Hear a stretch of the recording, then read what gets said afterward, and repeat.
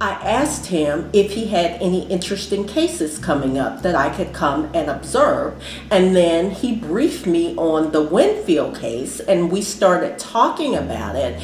And he invited me to, he said, hey, you can even come and sit at console table if you want to. And I just thought that was, I was fresh out of law school. The ink wasn't dry on my license yet, and it was a tremendous opportunity, and that's how I got involved.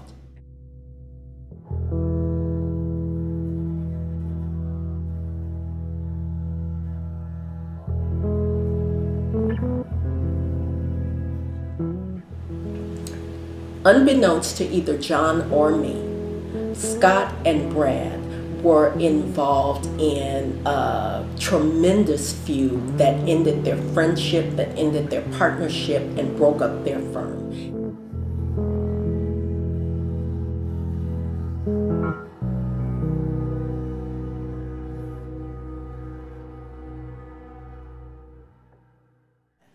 I know that there were witnesses that could have benefited John that were never called.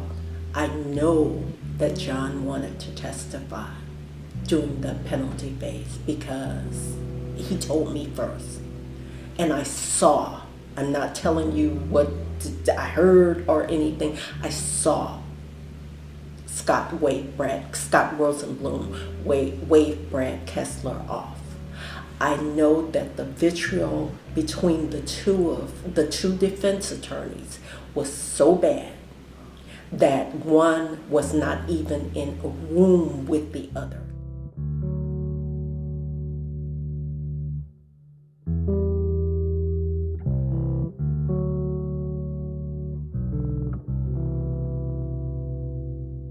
He told me, and I told Brad Kessler immediately, and I actually watched as Brad told Scott, or was trying to tell Scott, and Scott was waving him off, and the next thing I knew, the defense rested in the penalty phase. And if I had known, I think that I'm with two top criminal defense attorneys from the St. Louis area. The ink is not dry on my law license, and that they had it. I wish I had screamed. I wish they had arrested me that he wanted to testify.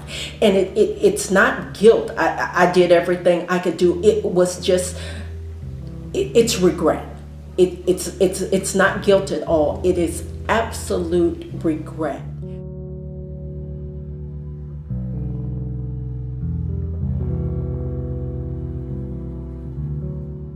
John wanted to convey his remorse. John knew that he had messed up royally, and lives were ruined and families were ruined, but John was sorry. He wanted to convey his remorse, and he wanted to beg for his life.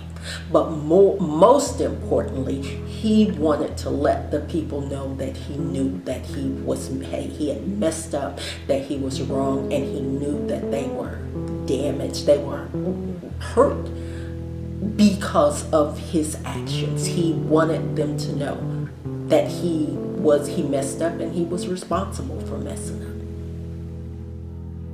There is not a day that passes. I know more about that trial now than I knew back then, even though it was fresh, because now I know all of the things that should have been done that weren't done. I know the witnesses that could have been called, that should have been called. I know that there was no witness preparation, at least in the penalty phase. I do think they deposed some people during the guilt phase, but in the penalty phase, none of that happened.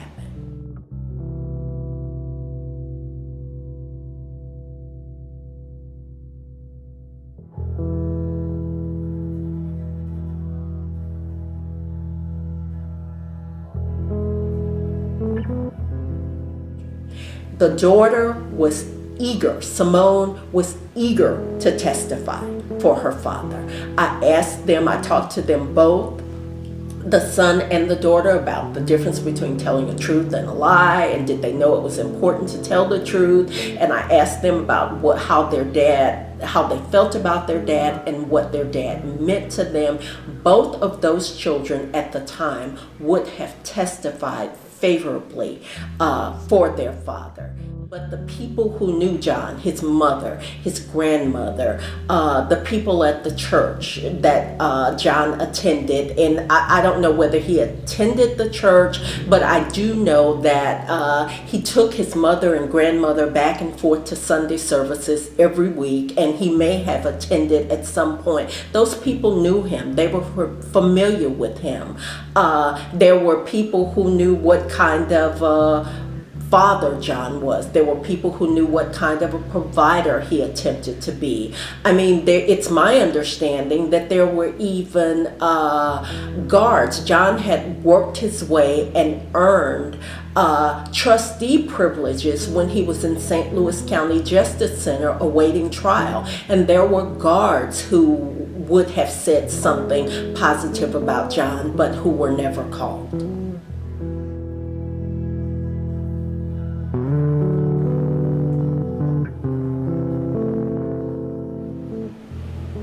You know, I've tried not to think about it, but I'd be devastated. And you know why? It's not so much about, it says something about the system of justice or injustice in this country. It says something. And in 1997, this was a second career for me. I wanted to be a lawyer and could never afford to quit my job to go back to school and all of that. This changed what I thought about justice. I mean, I thought that I was gonna go and do justice, either on one side or the other. There was no justice here. There is no justice on any side.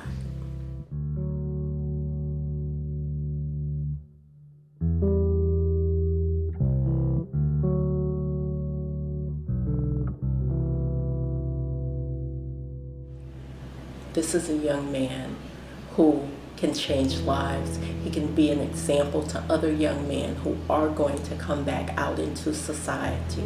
He's willing to do that. He's done that freely all of this time. He is not going to cause any problems during his incarceration or anything. This is a young man, and I wish I could say it eloquently. I can't. This is a young man you should think twice about. This is a young man you should give a shot at life.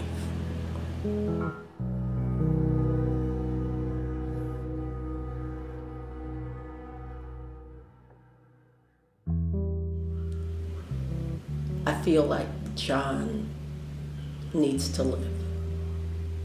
I feel like that justice untempered by mercy is no justice at all.